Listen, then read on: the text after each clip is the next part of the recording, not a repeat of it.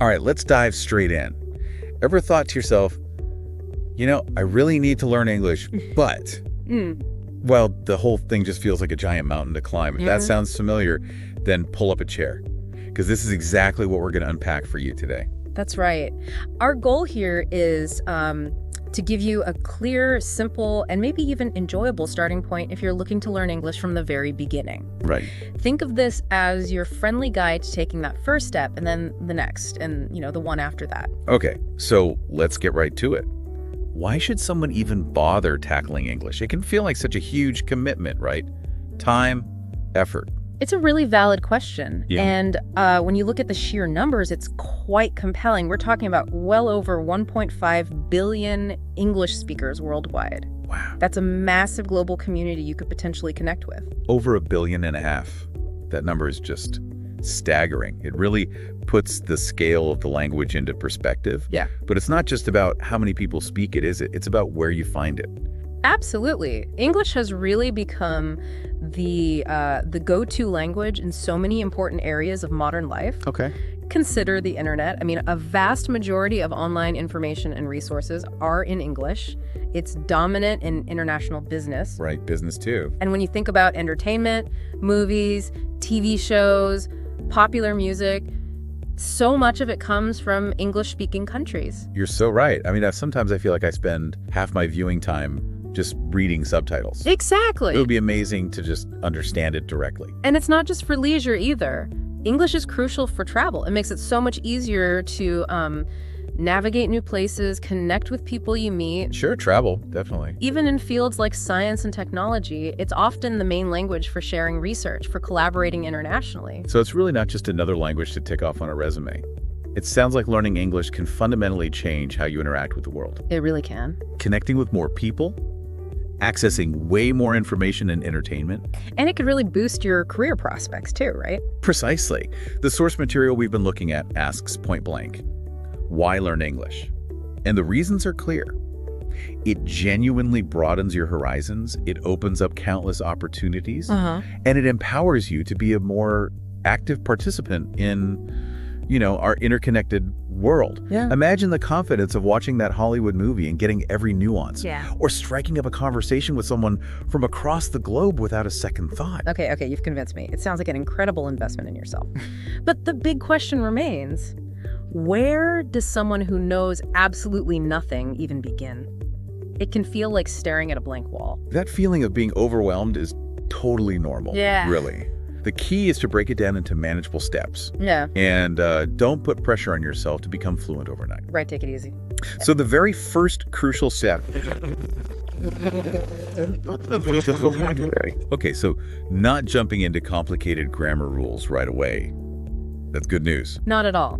The recommendation is to begin with maybe 100 to 200 of the most frequently used words in English. Just the basics. Yeah, think about words like I, you, eat, go, good, bad, yes, and no. They might seem incredibly simple, but they are the absolute foundation. You'll encounter them constantly. That makes perfect sense. You hear and use those core words all the time. Yeah. They really are the essential building blocks you can then start putting together. Exactly. So once you have a small collection of these fundamental words, the next step is to start putting them together. Form simple sentences. Okay. The source provides some excellent examples. How are you? I'm fine, thank you. What's your name? I like coffee. Practical stuff. Yeah, really practical phrases you can actually use. The advice is to get comfortable saying them out loud, often. Daily practice helps. Okay, so learn a core set of words, then try to combine them into basic, useful phrases. What's the next piece of advice for someone just starting out? Well, the sources really emphasize the value of using tools like flashcards or language learning apps. The apps. Yeah, specific examples that come up are Duolingo, Babbel, and Memrise. What's quite interesting about these is how they often use game-like elements. Right, gamification. Which can make the learning process much more engaging, maybe less like a chore you have to. Oh yeah, turning learning into a bit of a game definitely sounds more appealing. And Yeah.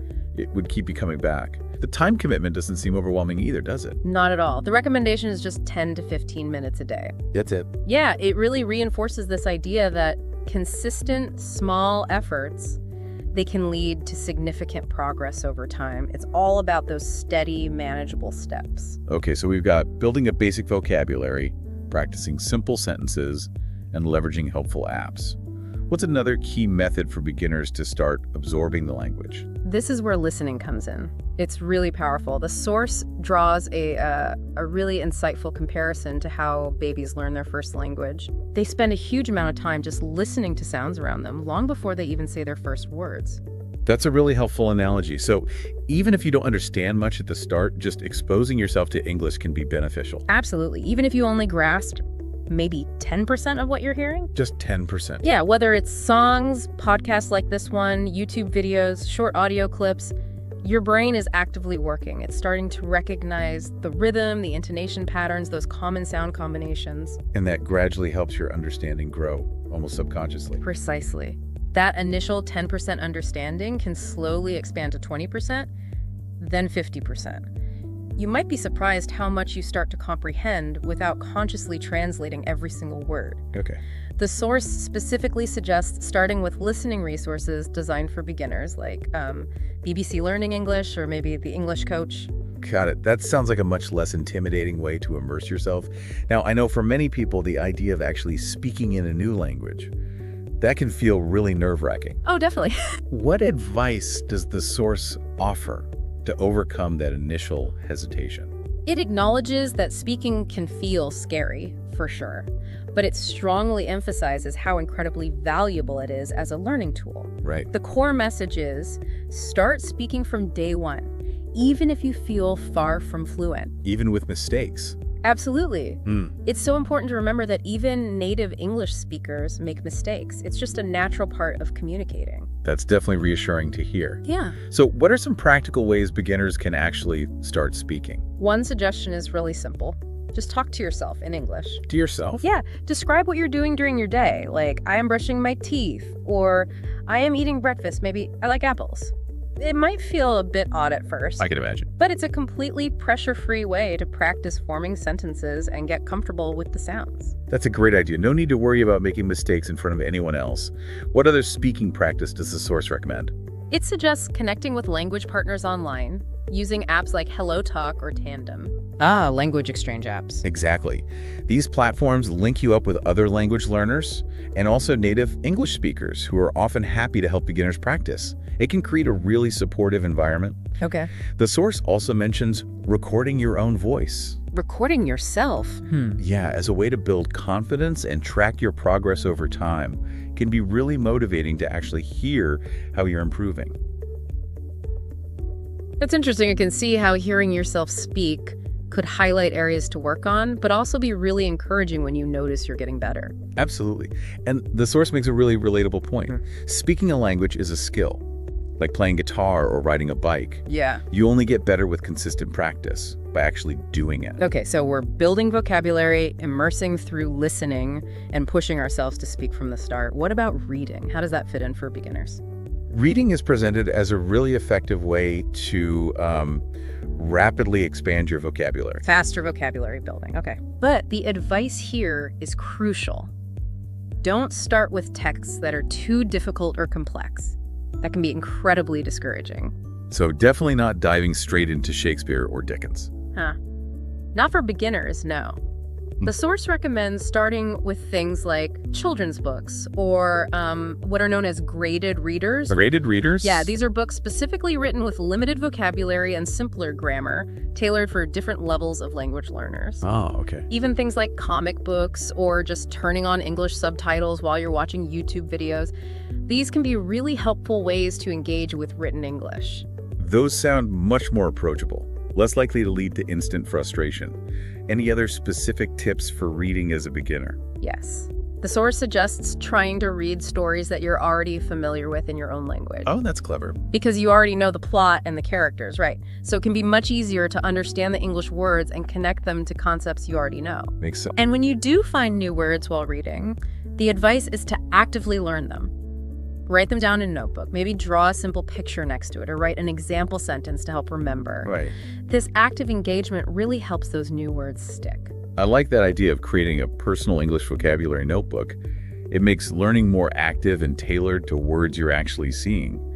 Now, learning a whole language, it can feel like trying to juggle too many things at once. How does the source suggest managing that feeling of being overwhelmed? This is a really important point. The source strongly advises against trying to learn everything all at the same time. It just doesn't work well. Yeah, I can see that. The recommendation is to focus. Pick one specific aspect of English each week. One thing a week. That sounds much more manageable, less likely to lead to burnout, maybe. Definitely. The source gives a sample weekly breakdown, for example. Yeah. Week 1 could focus on practicing basic conversational phrases. Oh, yeah. Week 2 might be dedicated to improving listening skills. Week 3 maybe focus on a specific grammar point, like the present tense. Like just the present tense for a whole week. Yeah. Or week 4 could be all about building vocabulary around a theme, like food words or travel words. So, by concentrating your efforts on one area at a time, you build a stronger foundation in each part without feeling pulled in too many directions. Exactly. It really reinforces that earlier point. Making consistent progress, even if it feels small, is always better than striving for some unattainable perfection right from the start. That's really encouraging. Take some of the pressure off, doesn't it? Yep. So we've covered a lot: vocabulary, listening, speaking, reading, focusing week by week. What else can beginners do to make the whole process more effective and, crucially, more enjoyable? Yeah, enjoyment is key. The source really emphasizes making your learning fun and personal. Fun? How? Well, when you connect English learning to things you're genuinely interested in, it stops feeling like a chore and becomes something you actually look forward to. That makes total sense. How can someone actively personalize their learning like that? What are some examples? The source gives some great practical ones, like if you enjoy cooking, try watching English language cooking shows. Okay. If you're a gamer, try playing games with the English dialogue and subtitles on. If you love music, try to understand the lyrics of your favorite English songs. So use your hobbies. Exactly. Integrate English into the activities you already enjoy. So it becomes less about study time and more about just engaging with something you're already passionate about, but in English. Precisely. And the source also highlights the importance of celebrating your small wins. Celebrating small wins, like what?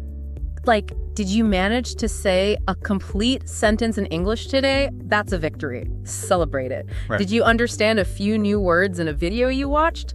That's fantastic progress. Yeah. Acknowledging these small steps helps keep you motivated and shows you you're actually moving forward. I love that, focusing on the progress, not just aiming for some distant finish line. Now, to help beginners build that crucial consistency, does the source offer guidance on a daily learning routine? Yes, it does. It provides a sample daily routine that's designed to be, realistic and manageable. What does it look like?